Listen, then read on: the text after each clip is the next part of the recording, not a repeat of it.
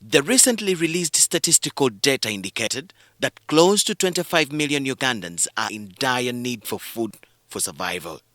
A regional agriculture stakeholders meeting sitting in Lira Hotel, Lira district, was bitter to note that many Ugandans have failed to meet their food targets and are going without a meal, yet we still have abundant soils for growing food.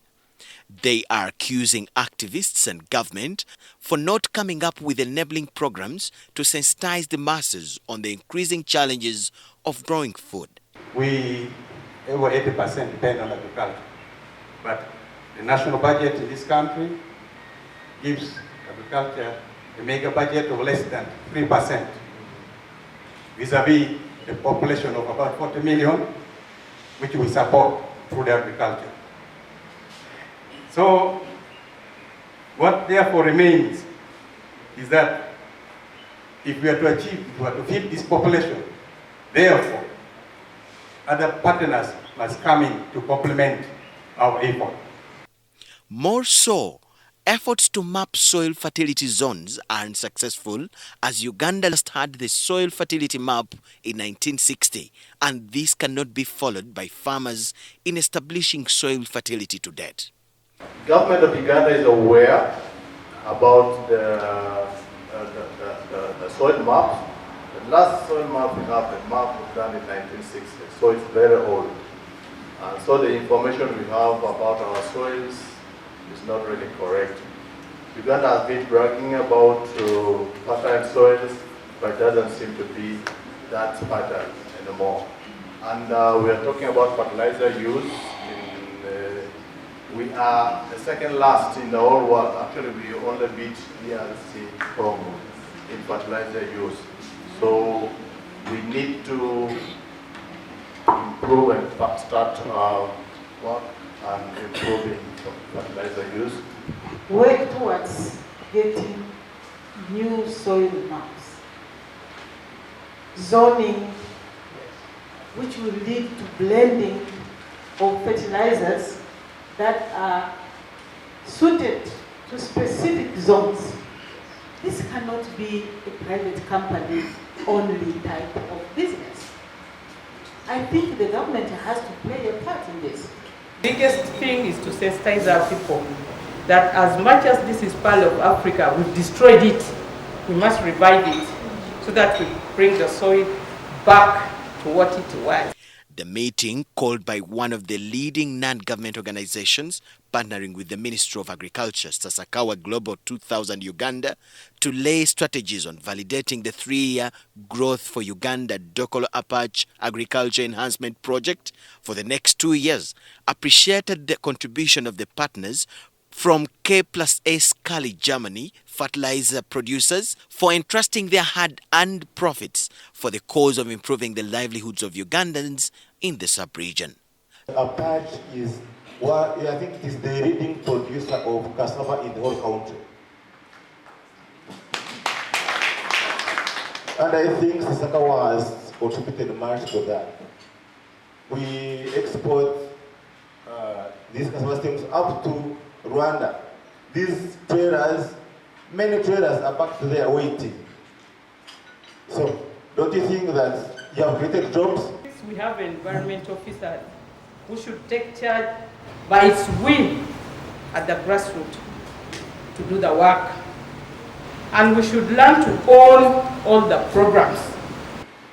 Therefore, where we are today, Mr. Sakawa, we are implementing public-private partnership, which is in line with government policy. As government, we do the regulatory function, that is from production, for service handling, market access, and human resource development. That's why Apache district. This implied the level in which Sasakawa has been helping us. Sasakawa has been targeting smallholders farmers in the district, which are very important because these people for a long time had been neglected. People were not minding about them. But through this program interventions, they've been looked, they've been given assistance.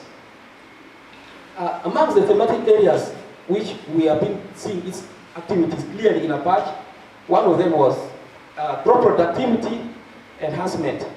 Here, when we move to the district, we can see a lot of demonstrations set by Sasakawa. This has made our extension staffs very active in the field.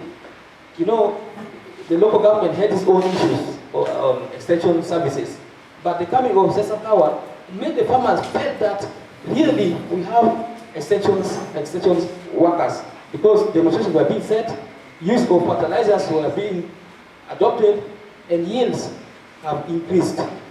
Sasakawa Global 2000 also carried out a research on the growth of agriculture in the Lango sub-region, where it proved great post-harvesting losses to crop yields. The losses, of course, means that the smallholder farmer is losing money. Because if I say that in maize, a farmer is losing 16.83%, that means in every 100 kilograms, a farmer produces 16.8 kilograms are lost. If you convert that into money, that's a loss. Now, if you calculate every season, if the farmer is producing around 100 bags, that is 16 times 100, that means you are losing more 1.6 tons every season. That's big money. Now, if we are going into commercial farming, we are talking about how much farmer increasing on his or her income. Now, if you are losing some of the income, of course, it's a loss. Then if it's a loss, how much, where are you going to get the money to buy the inputs? Now, when it goes in terms of business, if you lose some money, it means that your operational costs are going to increase. Then at the end of the day, your net profits are going to low down. And in business, that business will not be viable. The 3-year project has seen the farmers in this region improve on the application of fertilizer, improved seed and modern harvesting and post-harvesting technologies in enhancing crop yields, in addition to creating a number of partnership linkages to the smallholders across the production value chain. Able to build the input network where we have worked with companies. When we go to Apache and Dokolo, there were no input stockists that is supplying agro inputs to the farmers. Farmers were always using local seeds and poor quality inputs. But now we have 35 input stockists within Dokolo and Apache, and now farmers are able to access quality agro inputs and be able to increase their production. We have been able to work with financial institutions where farmers are now accessing credit, and that improves on their production. We have been able to build the village savings and loans associations where we have them saving their own money. And with saving their own money, they have been able to improve their household income and be able to buy inputs, meet their basic necessities, and so we are sure the program will continue. Another challenge has been farmers. You know, in Uganda, fertilizers come in 50 kilogram bags, but we have been able to work with Savannah, and Savannah is going to tone down the packages to smaller packaging of 1 kilo, 2 kilos, 3 kilos, 515, such that if someone wants to buy 1 kilo, is able to get, and that fights the adulteration of inputs. And all those measures we have put is sustainability for the 3 years in Dokolo and Apache under K+S project. The major challenge to agriculture production in this region and the entire agricultural economy continues to be the weather, which has left many smallholders mystified over the next move. The production of smart agriculture and small irrigation practices, and above all, timely led production, will address this challenge. Where we have identified these potholes, come forth and help us, like in setting up simple irrigation schemes, drip irrigation schemes. One of the biggest challenges is our land is getting more infertile, and that's why we are now bringing in Savannah so that we are able to get the fertilizer to these people.